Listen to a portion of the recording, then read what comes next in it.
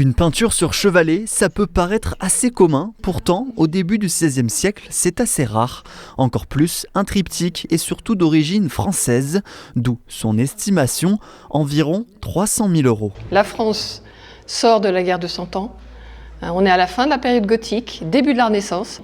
Et une école troyenne s'est développée à l'époque, école de peinture. Il faut savoir aussi que c'est les débuts de la peinture de chevalet, puisqu'avant les peintures c'était uniquement dans les livres d'heures. Mais c'est une rareté parce que la peinture française à l'époque, il n'y a pas beaucoup de tableaux de cette époque-là en fait. Et lors de cette vente aux enchères de jeudi, il n'y aura pas un, mais deux triptyques. Direction cette fois les Flandres avec un peintre un peu plus expérimenté.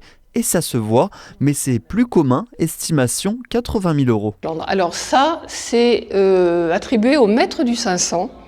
Le maître du 500, appelé comme ça parce que souvent, à cette époque, on n'a pas les noms des peintres. Et à Bruges, vous avez une chapelle du 500 où il y a un triptyque du maître du 500, justement, qui est très proche de celui-là. Le début de la peinture dite de chevalet, enfin la peinture comme ça sur bois, le premier peintre, c'est Van Eyck, qui est un peintre flamand, qui a fait donc, le fameux tableau de l'agneau mystique qui se trouve à Gand. Et c'est le premier peintre à avoir, c'est un peu l'inventeur de la peinture à l'huile sur panneau. Mais il n'y aura pas que des tableaux dans cet hôtel de vente. Prenons cet exemple surprenant, une horloge en bronze sans cadran, estimée 8 000 €. D'époque Louis XVI.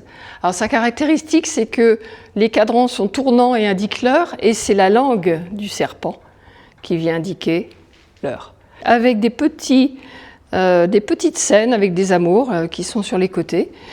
Le cadran est signé, le bronze est signé, et il y a un modèle similaire qui se trouve dans les collections du Louvre. Une vente aux enchères se tiendra en présentiel le 27 novembre à 14 h à l'hôtel de vente de Saint-Étienne, mais aussi en ligne.